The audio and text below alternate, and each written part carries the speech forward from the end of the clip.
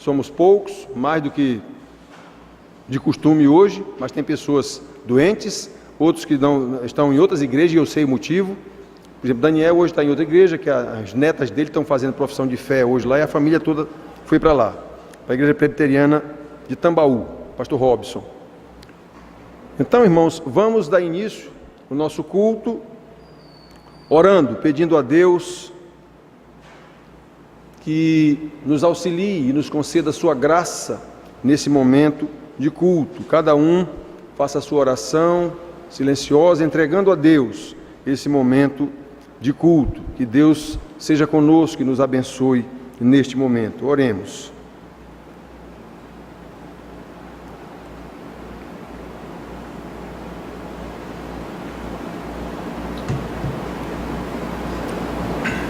Nosso Deus querido, santo, santo, santo é o teu nome, Senhor Deus, e nós exaltamos o teu nome porque sabemos, pela revelação do Senhor, que o Senhor criou os céus e a terra e tudo que neles se contém, e controla todas essas coisas pelo seu poder, com a sua sabedoria, com a sua graça, misericórdia e com o seu juízo.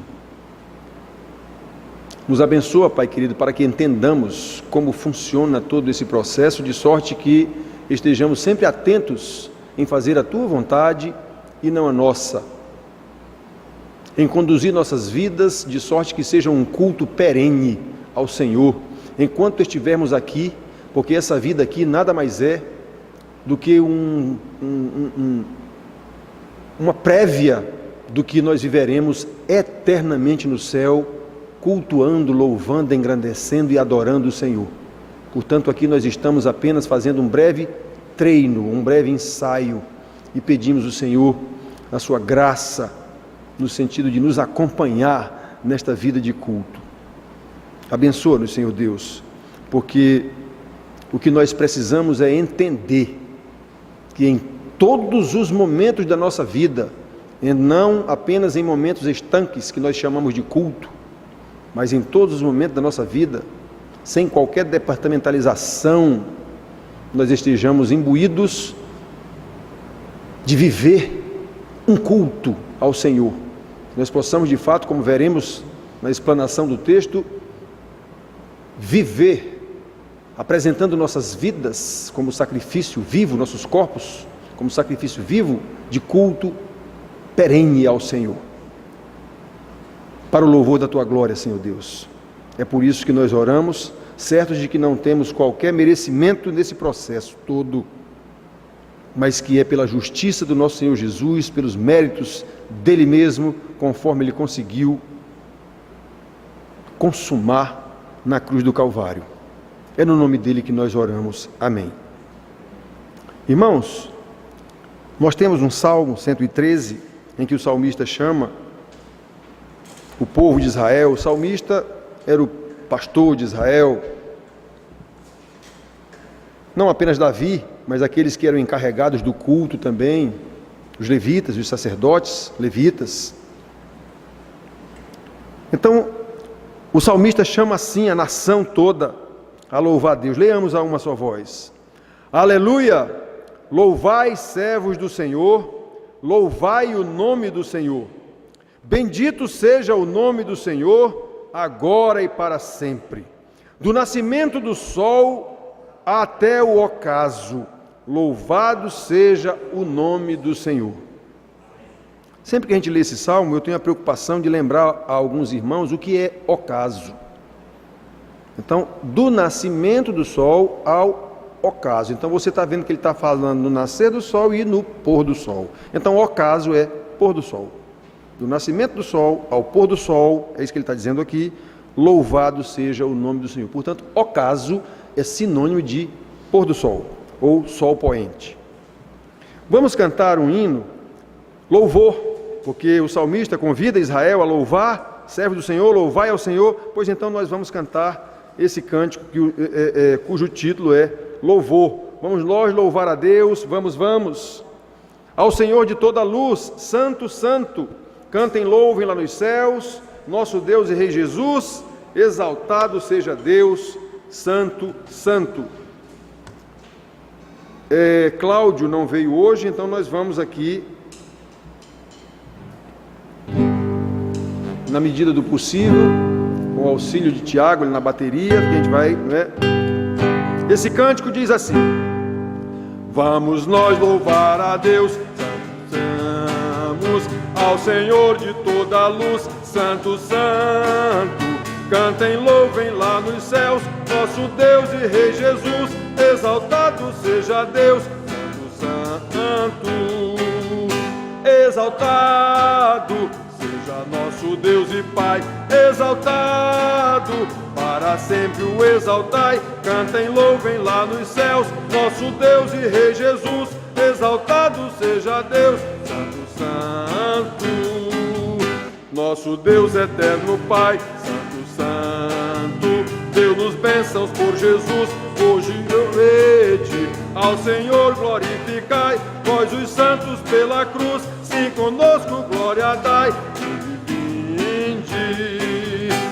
exaltado seja nosso Deus e Pai, exaltado, para sempre o exaltai, cantem, louvem lá nos céus, nosso Deus e Rei Jesus, exaltado seja Deus, Santo, Santo, exaltemos nosso Deus, Santo, Santo, exaltemos com fervor, hoje, tributemos todos nós, hinos santos de louvor, sim, louvor em alta voz, hoje, exaltado seja nosso Deus e Pai, exaltado, para sempre o exaltai, cantem, louvem lá nos céus, nosso Deus e Rei Jesus, exaltado seja Deus, Santo,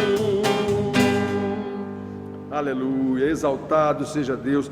Irmão, louvor é isso, louvor é exaltação a Deus. Louvar não é cantar, como quase todo mundo pensa. Louvar não é cantar, louvar é engrandecer o nome de Deus, é exaltar o nome de Deus, é elogiar a Deus, é magnificar o nome de Deus. E você pode fazer isso cantando, orando, gemendo, do jeito que você bem entender, em silêncio. Então cantar é apenas uma das formas de louvar a Deus, e exatamente a mais perigosa, porque a gente se prende na melodia e não presta atenção no louvor, que é a letra. Muito bem, irmãos, então nós temos aqui uma leitura bíblica de um outro salmo, que nós convidamos os irmãos a ficarem de pé, para que nós façamos uma leitura alternada. Eu leio um versículo, os irmãos leem o seguinte, Salmo 78, diz assim a palavra de Deus: escutai, meu povo, a minha lei, prestai ouvidos às palavras da minha boca.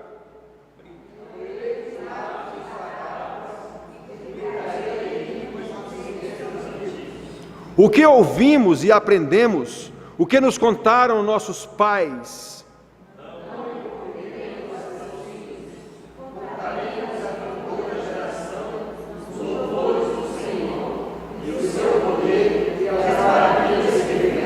Ele estabeleceu um testemunho em Jacó e instituiu uma lei em Israel e ordenou a nossos pais que os transmitissem a seus filhos.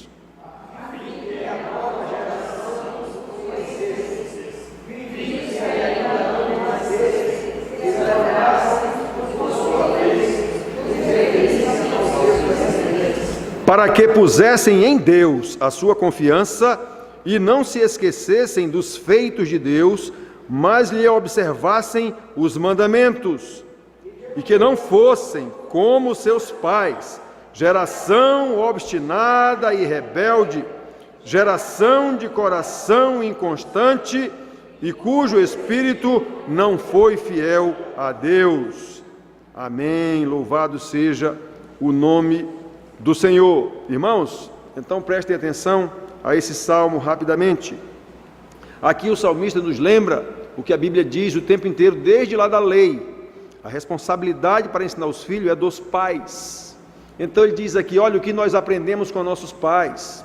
Nós não encobriremos aos filhos de Israel, aos seus filhos, filhos de Israel, aos nossos filhos, para que eles, por sua vez, contem para os seus filhos, e assim de geração em geração fiquem conhecidas as maravilhas que Deus fez. Isso é responsabilidade dos pais. Aí ele chama a atenção: não sejamos como outros lá outrora, que se esqueceram dos feitos de Deus, e não lhes observaram os mandamentos. Não vamos fazer como outros outrora. O salmista aqui está lembrando: não vamos cometer o pecado de não ensinar aos nossos filhos. É isso que ele está dizendo aqui. Então observem a responsabilidade dos pais na reprodução do conhecimento de Deus, porque nós somos reprodutores não apenas de fazer nascer um menino. Deus nos usa como reprodutores da sua criação. Pois muito bem, esse menino que nasceu, nós temos que reproduzir neles o conhecimento de Deus, para que eles reproduzam nos seus filhos o conhecimento de Deus, para que seus filhos reproduzam nos seus filhos o conhecimento de Deus. Foi para isso, foi só para isso que Deus nos criou. Foi só para isso, para o louvor da sua glória. E quando nós não fazemos isso, daremos contas a Deus. Vamos orar com o irmão Bruno. Querido Deus, amado Pai, graças te damos ao Senhor e ao seu Filho Jesus Cristo, que veio ao mundo para nos salvar. Entregamos a Ti, ao Senhor, todas as nossas dificuldades, pedindo perdão pelos nossos pecados, reconhecendo que o Senhor, em Cristo Jesus, é o nosso único Salvador, e sabendo, ó Deus, que devemos andar conforme a sua vontade. Ajuda-nos, ó Pai, através do seu Santo Espírito, que possa nos conduzir o caminho correto, Senhor, dentro dos seus mandamentos. Ajude-nos, ó Senhor, a sermos diferentes no sentido da nossa santidade. Ajuda-nos, ó Senhor, a fugir das armadilhas que o inimigo tem colocado em nosso caminho. Agradecemos a vida dos nossos irmãos que aqui estão reunidos, famílias aqui representadas, esposas, maridos, filhos, que o Senhor possa estar também juntamente com os nossos irmãos que aqui não se achegaram. O Senhor sabe onde cada um deles se encontra, quais são os motivos. Ó meu Deus, guia este culto, Senhor, para a louvor da tua glória, que o Senhor esteja falando conosco, para a honra do teu nome. Amém. Amém. Podem sentar, queridos. Há um outro cântico que trata exatamente disso que nós lemos: crer e observar. Nós devemos crer na palavra do Senhor, ter fé naquilo que o Senhor nos ensina, para que nós possamos observar isso e ter gozo na vida. A Bíblia fala que a obediência produz gozo. Todo mundo sabe disso na nossa experiência de vida. Quando somos desobedientes aos nossos pais, é só confusão. É só confusão, é briga com o pai, é briga do pai com a gente, é uma confusão. Quando somos obedientes é só alegria, porque há gozo, na obediência há gozo. O pai tem prazer na gente, a gente tem prazer em fazer a vontade do pai. Isso é obediência à palavra de Deus, só isso. Então dá tudo certo. Interessante como nós somos desobedientes a Deus e provocamos tantas coisas desagradáveis nós mesmos. Em Jesus confiar, sua lei observar, ó que gozo, que bênção, que paz, satisfeito guardar tudo quanto ordenar, alegria perene nos traz. Creio observar tudo quanto ordenar, o fiel obedece ao que Cristo mandar. O inimigo falaz, a calúnia mordaz, Cristo sabe desprestigiar. Nem tristeza, nem dor, nem intriga maior pode o crente fiel abalar. Creio observar tudo quanto ordenar, o fiel obedece ao que Cristo mandar. Grande prova de amor, comunhão no Senhor, tem o crente zeloso e leal, o seu rosto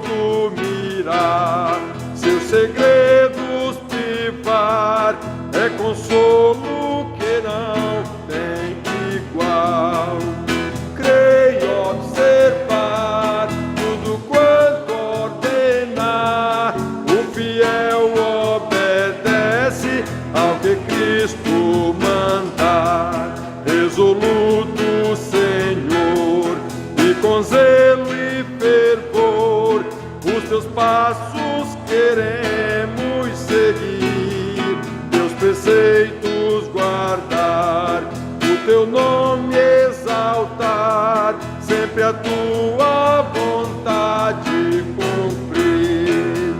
Creio observar tudo quanto ordenar, o fiel obedece ao que Cristo mandar. Olha, irmãos, resoluto é decidido, é resolvido. Então, decidido, Senhor, e com zelo e fervor, eu estou decidido a seguir os teus passos. Nós cantamos, os teus passos queremos seguir, teus preceitos guardar, o teu nome exaltar, sempre a tua vontade cumprir. Ô irmão, nós cantamos isso, mas será verdade? É assim que nós vivemos? Então nós temos que nos questionar nessas coisas, porque a minha pregação aqui não vai mudar com relação a isso, certo? Ser crente apenas cultural nos vai levar para o inferno. Nós temos que ser crentes pela conversão do Espírito Santo em nossas vidas. Então Ele nos ajudará a fazer essa vontade do Pai. Nós não podemos fazer isso sozinhos. Você pode dizer à vontade, cantar à vontade, não serve para nada. Você sai daqui no mesmo domingo, vai viver do mesmo jeito que sempre viveu. Então nós temos que prestar bem atenção, irmãos queridos, prestar bem atenção na nossa vida, no que nós cantamos, no que nós dizemos. Que o Senhor venha nos abençoar.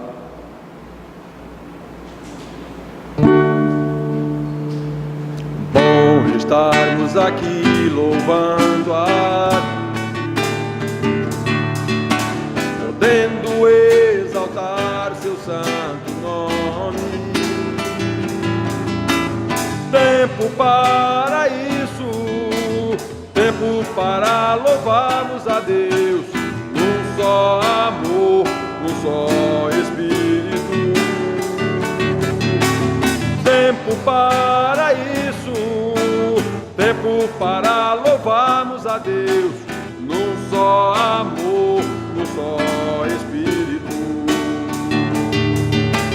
Deus, venha nos abençoar e que essa união nunca falte para nós. Deus, venha nos abençoar e que essa união nunca falte para nós. Tempo para isso, tempo para louvarmos a Deus, num só amor, num só Espírito. Tempo para isso, tempo para louvarmos a Deus, num só amor, num só Espírito. Deus, venha nos abençoar e que essa união nunca falte para nós. Deus, venha nos abençoar e que essa união nunca falte para nós.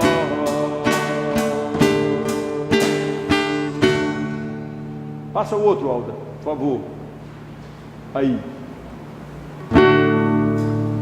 Nós pedimos a Deus que venha nos abençoar, que nunca falte essa união para nós. Pois bem, aí, nesse trecho de Efésios, Paulo está falando nisso, que há somente um. Há somente um corpo, há somente um Espírito, há somente um Deus, há somente um batismo, há somente um Pai, que age em todos, por meio de todos. Vamos cantar? Há somente um só corpo, um só Espírito, no Senhor. Há uma só fé, há um só batismo e um só Deus e Pai de todos nós. Há uma só fé, há uma só fé, há um só batismo e um só Deus e Pai de todos nós,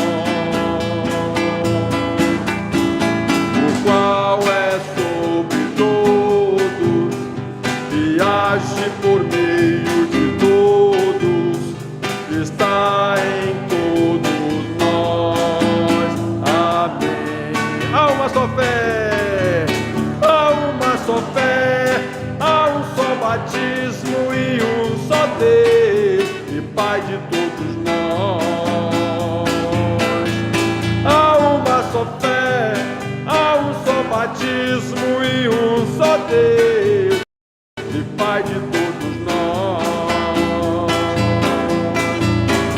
o qual é sobre todos e age por meio de todos, está em todos nós. Amém.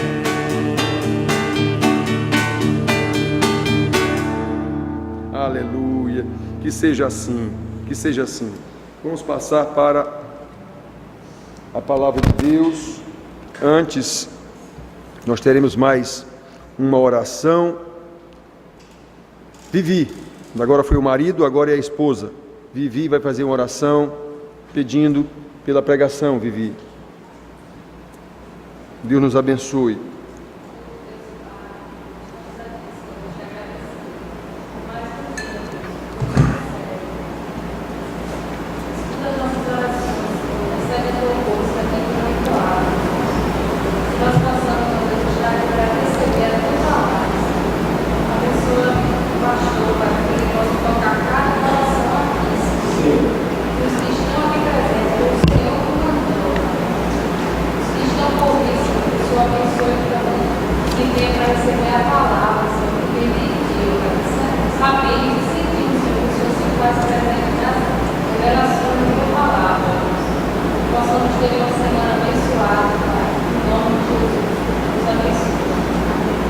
Amém. Irmãos, vamos abrir nossas Bíblias para o estudo da palavra, para a exposição da palavra, em Romanos, capítulo 2, leremos os versículos 1 e 2 e vamos considerar algumas coisas com base nos ensinamentos de Paulo. Obviamente que para entender isso aqui tem que ler todo o contexto anterior e posterior para você entender qual é a doutrina de Paulo, mas aqui a gente vai tirar algumas lições especificamente desse trecho. Romanos, capítulo 2, versículos 1 e 2. O apóstolo diz assim àqueles irmãos aos quais ele escreveu,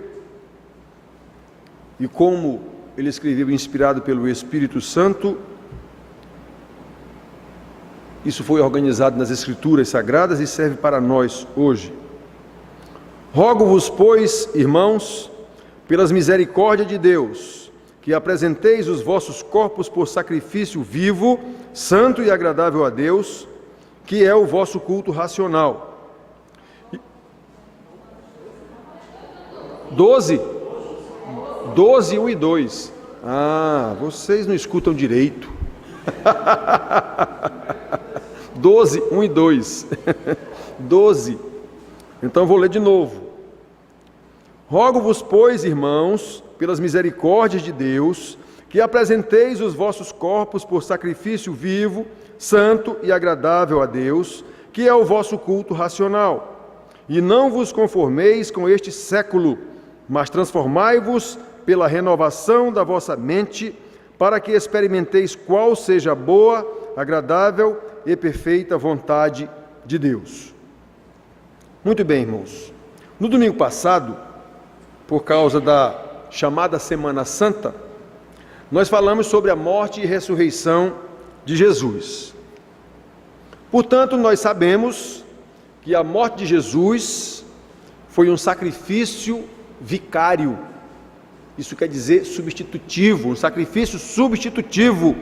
Jesus morreu em nosso lugar. Quem deveria ter morrido pela maldição da lei eram os pecadores. Jesus não tinha pecado. Então Jesus morreu por causa dos nossos pecados, morreu em substituição a nós, para satisfazer a justiça do Pai, conforme a lei.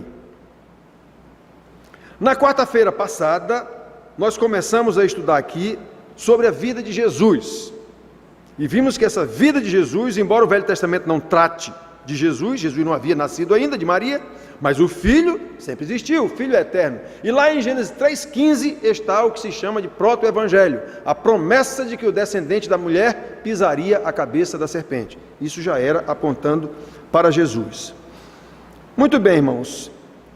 Então, esse sacrifício figurado de Jesus está muito bem explicado no livro de Hebreus, muito bem explicado, que todos aqueles sacrifícios da lei sacerdotal levítica, eles eram apenas figura, eram apenas símbolo do sacrifício verdadeiro e, de uma vez por todas, que seria feito pelo próprio Filho de Deus, o Cordeiro de Deus que tira o pecado do mundo, Jesus, aquele que disse, está consumado. Então, irmãos, todos aqueles sacrifícios da lei levítica, a importância deles era exatamente porque eles prefiguravam o sacrifício de Jesus. Como Hebreus explica, Deus não tinha por que se agradar de sacrifício de touro, de bode, de cordeiro, de galinha, de pombinha. Aquilo tudo prefigurava e levava o povo ao entendimento tal que chegaria ao Messias na plenitude do tempo, como Paulo também explica em Gálatas. Muito bem, irmãos. Por que então os sacrifícios estabelecidos pelo próprio Deus para o seu povo? Porque Deus é santo, santo, santo. E o povo pecador. Adão desonrou a Deus, Adão e Eva, no momento em que pecaram, e Deus os expulsou do paraíso. Vocês estão lembrados disso? Deus os expulsou do paraíso. Mas Deus providenciou a restauração, como Paulo explica lá em Coríntios também, ele diz que Deus nos reconciliou consigo mesmo. Não somos nós que nos reconciliamos com Deus, é Ele quem nos reconcilia conosco, e Ele fez isso através do sacrifício de Jesus. Por que sacrifício? Porque um Deus irado contra o pecado, um Deus santo, santo, santo, não pode, pela sua própria natureza de santidade, ter qualquer negócio com um pecador sem que esse pecado seja pago. Só que o pecador não tem como pagar. O pecador não tem como pagar. Daí os sacrifícios, para ir acostumando o povo. Esse sacrifício tinha uma função didática, entre outras coisas, para o povo ir se acostumando, que haveria um sacrifício que de uma vez por todas cancelaria a sua dívida de pecados conforme a lei, pecados apontados na lei de Deus.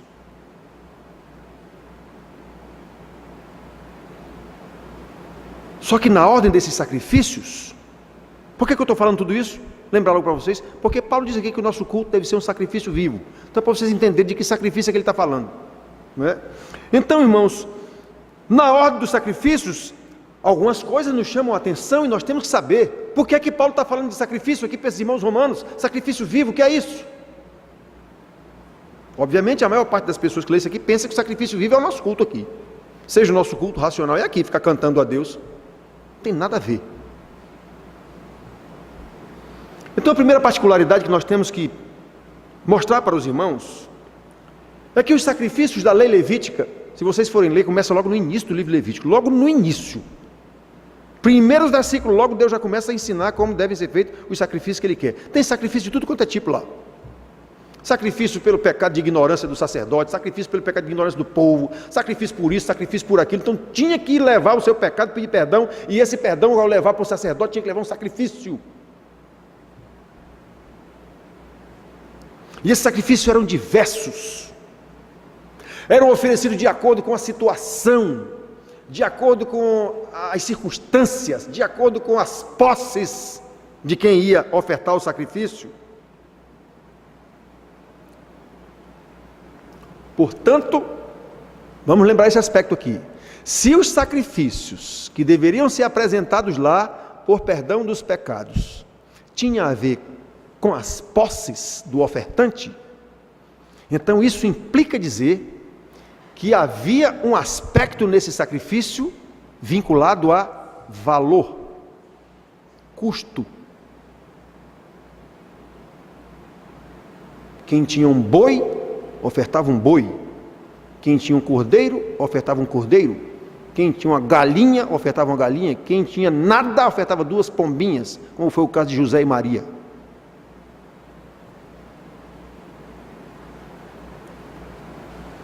Então, irmãos, nós precisamos entender isso.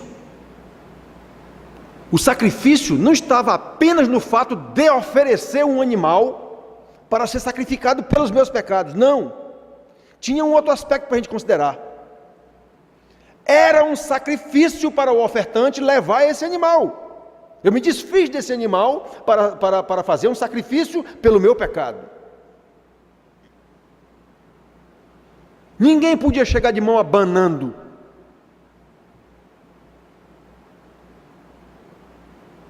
Quem não tivesse nada levava 2 rolinhas, como foi o caso de José e Maria. Então preste atenção, irmãos. Nós já lembramos aqui agorinha que os sacrifícios simbolizavam o sacrifício de Jesus, o Filho de Deus, a quem Deus propôs como propiciação, está lá no capítulo 3, 25 de Romanos. Deixa eu dar uma marcha ré aqui para dizer para vocês. Quem? Jesus, a quem Deus propôs no seu sangue como propiciação mediante a fé, para manifestar a sua justiça, por ter Deus na sua tolerância deixado impunes os pecados anteriormente cometidos. 26. Tendo em vista a manifestação da sua justiça no tempo presente, para ele mesmo ser justo e justificador daquele que tem fé em Jesus. Então observe o que é propiciação. Ele propôs, Deus propôs como propiciação, ou seja, Deus apresentou para os pecadores. Ele foi dando esses sacrifícios lá no Levítico, vários sacrifícios ao longo da história, milênios de história, até chegar em Jesus. Olha, esse é o sacrifício. Quando João disse: eis o Cordeiro de Deus que tira o pecado do mundo, é esse o sacrifício. Todos os sacrifícios que vocês fizeram para trás, na história, desde Abraão, desde quem quer que seja, prefiguravam esse Cordeiro aí, ó. É esse o sacrifício. Deus está apresentando para a gente, está aqui Jesus em carne e osso, pois Ele vai morrer por causa dos nossos pecados. É o único, sabe por quê? Porque Ele é o justo. E Ele é o justo e é também o justificador. A salvação não tem nada a ver comigo. É tudo de Deus, pela sua graça.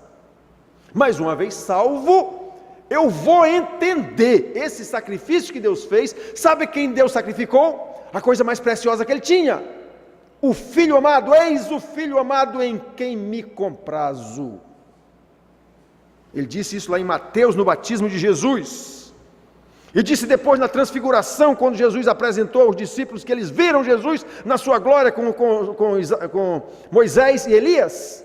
Eles ouviram de novo a voz de Deus dizendo: este é o meu Filho amado em quem me comprazo, a Ele ouvi. Foi isso que Deus deu como sacrifício, o que lhe era mais precioso. Então observe que o sacrifício tem um custo, e um custo muito alto.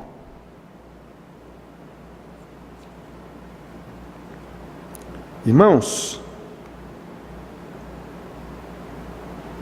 isso nos leva a considerar qual é o custo, se é que tem algum custo, do que eu chamo de culto a Deus. Paulo diz que o nosso culto deve ser um sacrifício vivo. Sacrifício. Então eu devo sacrificar minha própria vida. É isso como está dizendo aqui. Obviamente que ele não está mandando ninguém suicidar, não. Ele está dizendo que eu tenho que consagrar minha vida ao Senhor. Deixar de fazer a minha vontade para fazer a vontade do Senhor. O maior sacrifício que tem é obediência. Porque na obediência eu me mortifico a mim mesmo, a minha vontade, para fazer a vontade de Deus. Todo mundo sabe como é difícil ser obediente. É isso que Jesus diz: quem vier após mim, tome a sua cruz e siga-me. É isso que ele diz: vós que estáis cansados, vinde a mim e eu vos aliviarei. Era nesse sentido, não era para ninguém vir ter vida mansa, não. Venha aprender comigo a ser obediente. Eu vou lhe mostrar que o meu fardo é leve. Eu vou lhe ensinar como é que se vai para uma cruz. É isso que Jesus estava chamando lá. Então, irmãos, prestem atenção. Qual é o valor, se é que tem algum valor, do meu culto que eu oferto a Deus? Isso que a gente chama de culto aqui. Qual foi o sacrifício que eu fiz para vir para cá? Deixei de ver o Fantástico. Sei lá se é Fantástico essa hora.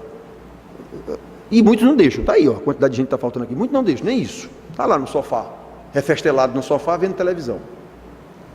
E diz que é crente. Jura que é crente. O que é que Paulo nos ensina aqui? Com base nesse sacrifício que eu fiz uma remissão ao sacrifício lá dos levitas. Conforme o texto que lemos, o apóstolo nos diz que devemos apresentar nossos corpos como sacrifício vivo, santo e agradável a Deus, que é o nosso culto racional.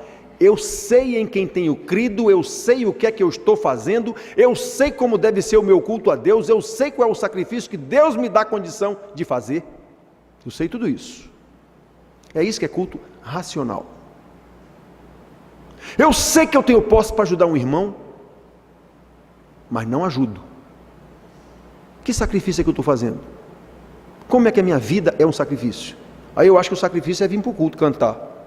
Detalhe, cantar música que eu gosto. Se não gostar, eu saio daqui aborrecido. Louvor não prestou. Louvor não prestou. Não gostei dessa banda que tocou hoje, não. Não tem sacrifício nenhum. Você vem para o culto igualzinho, as meninas vão lá para o show do Luan Santana. Cantar o que você gosta. Mesma coisa. Então, irmãos, preste atenção. O valor do nosso culto a Deus implica em sacrifício. Mais uma vez eu repito, o apóstolo não está falando que a gente deve suicidar, quando ele diz que o nosso culto seja, apresentemos o nosso corpo por sacrifício vivo. Sacrifício vivo, ele não mandou a gente se matar não, sacrifício vivo. Isso quer dizer que a nossa vida deve ser um sacrifício contínuo. Eu tenho que me mortificar a cada momento, como Paulo também ensina aos Efésios e em outros cantos. Eu tenho que me despir a cada minuto do velho homem e me vestir do novo homem, ou seja, tudo aquilo que eu era antes, que eu fui treinado e criado e mal criado pelos meus pais, como nós lemos aqui, os pais não me ensinaram a palavra de Deus, eles deviam ter me ensinado, mas muitos aqui se converteram, entre aspas, depois de adultos, então não tiveram essa oportunidade, só que não sabem nem o que é conversão, não sabem o que é culto, não sabem o que é sacrifício. Então acho que vir para domingo para a igreja está bom. E uma vez, um domingo sim, 8 não. Está bom demais isso aí. Deus que se dê por satisfeito com isso.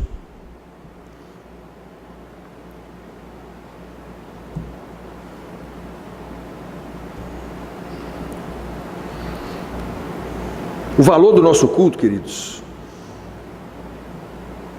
é uma consagração de vida contínua a Deus. Eu tenho que saber se tudo o que eu estou fazendo é a vontade de Deus e não a minha.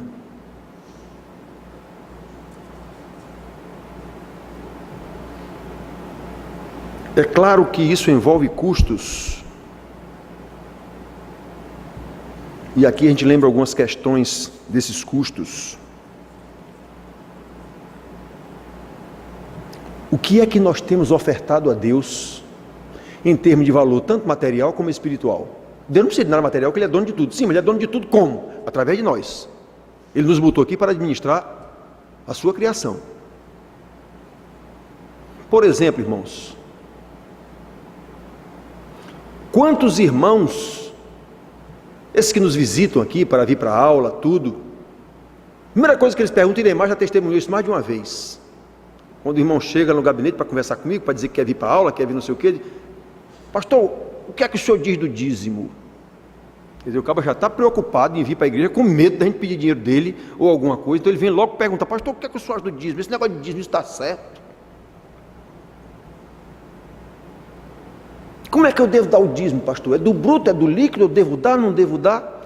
Obviamente isso evidencia uma tremenda de uma má vontade do cidadão em dar alguma coisa. Sacrifício? Zero, em termos materiais. Eu quero vir aqui para a igreja para receber alguma coisa.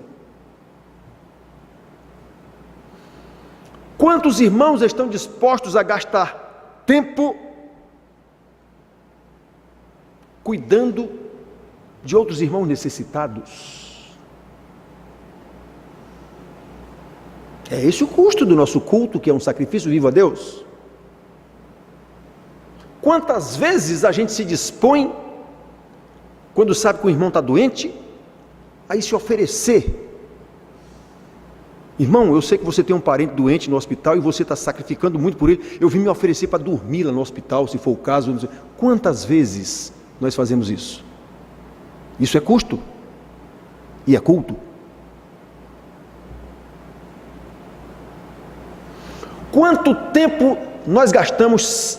Esse gastamos a investir, mas gastar tá bom, é tempo que a gente consumiu orando por irmãos. Isso é custo. Quanto tempo eu me disponho a ficar lá no meu quarto secreto, de joelhos, ou sentado, ou como você quiser, orando, simplesmente me doando a Deus em clamor pelos meus irmãos. Isso é custo, e isso é culto, e isso é sacrifício vivo. É disso que Paulo está falando. Paulo não está falando em culto aqui na igreja, não. Isso não vale nada se a gente não tiver essas coisas que eu estou falando. Isso aqui é simplesmente cultura, rito religioso que tem em qualquer religião. Candomblé, macumba, espiritismo, igreja católica, seixonoye, budismo, confucionismo, tudo tem a mesma situação. As pessoas se reúnem para falar lá sobre o rito religioso do qual eles fazem parte. É tudo igual. Se não houver uma revelação do Espírito Santo e nós não estivermos fazendo, movidos pelo Espírito Santo e entendendo o que é que nós estamos fazendo, não passa de um rito religioso igual qualquer um. Deus está fora. Eu vou ficar dizendo isso aqui a minha vida inteira.